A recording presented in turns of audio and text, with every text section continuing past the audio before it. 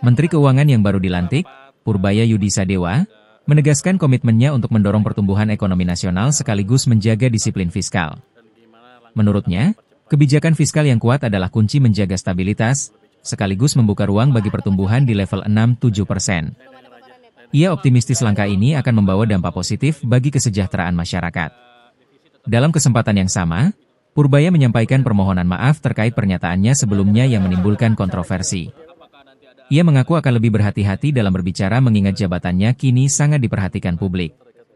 "Tolong beri saya waktu untuk membuktikan kemampuan saya," ujarnya usai dilantik oleh Presiden Prabowo Subianto.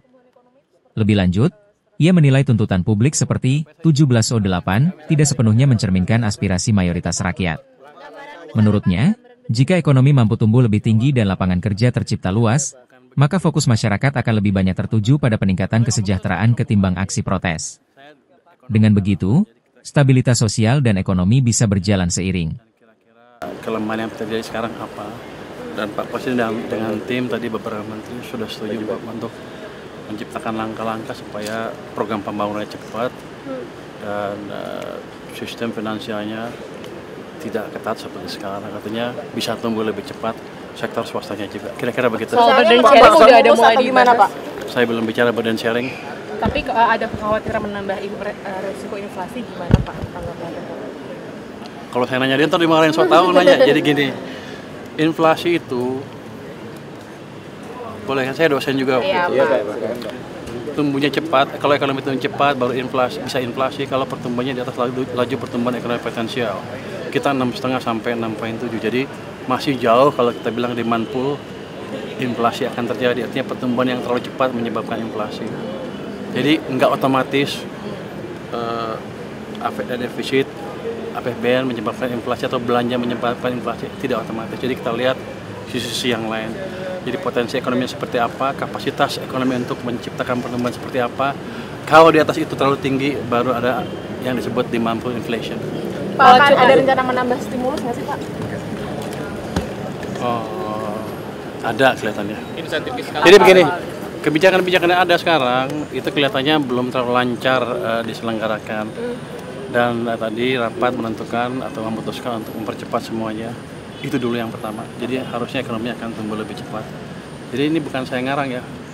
Memang kebijakannya seperti itu di sana di dalam. Kebijakan yang di mananya sih Pak yang disilangkan gitu ya? Atau mungkin dari pajak atau dari apanya Pak? Anda mau kena pajak. Belanja, utamanya belanja. Program bukan belanja. Program yang ada akan dibuat berjalan cepat sesuai dengan waktu yang ditetapkan. Semua program pembangunan yang ada. Pak, ini nanti ke DPR mau pemaparan apa? Saya mau pemaparan kelihatannya. Saya nggak tahu. Saya mau sini APBN, diskusi APBN. Pak, terkait yang dipotong-potong Pak, yang dipotong pembicaraan Bapak itu yang bilang bahwa itu hanya sebagian kecil dari itu. Apa ya? Bukan sebagian kecil, maksud begini. Maksud saya begini, ketika ekonomi agak tertekan, banyakkan masyarakat yang merasa susah, bukan sebagian kecil ya, mungkin sebagian besar kalau sudah sampai turun ke jalan. Jadi kuncinya di situ, berapa cepat kita bisa memulihkan ekonomi, sehingga lapangan kerja ada banyak. Itu yang kita kejar nanti ke depan. Jadi itu maksudnya saya kemarin. Kalau kemarin salah ngomong, saya minta maaf. Tapi kaget gak sih Pak? Kaget gak Pak itu sejak jadi menteri akhirnya banyak statement seperti itu dipotong-potong dan dapat kritik dari masyarakat seperti itu Pak? Kaget juga. Tapi kan ini proses edukasi ke publik. Ya nggak apa-apa. Saya juga sama. Kalau saya salah, saya perbaiki. Tapi yang jelas maksud saya seperti itu. Bukan bilang, biar aja atau itu yang susah aja yang pasti enggak. Ada sesuatu yang bisa diperbaiki yang membuat mereka nanti lebih mudah mencari kerjaan. Bukan mereka ya, semuanya masyarakat bisa sejahtera bersama. Itu tujuannya utamanya sebetulnya. Baik Pak, terima kasih banyak Pak.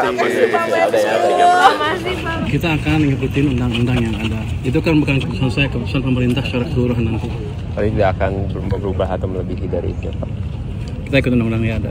Oke, kalau untuk GDP ratio Pak, apakah kan sekarang sekitar 40%, apakah tadi ada arahan atau ada pembicaraan itu harus bisa lebih besar? Nanti kita lihat seperti apa ke depannya. Dan begini, let's say utangnya pada level yang sekarang, defisitnya.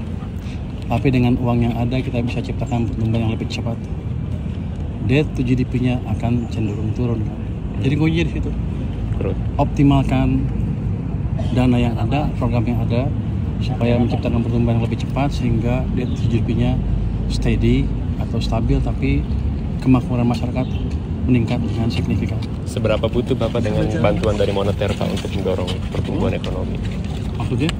Seberapa butuh sinergi dengan kita harus bersinergi, jangan sampai kebijakan saya dan kebijakan BI mencekik sistem perbankan dalam hal likuiditas.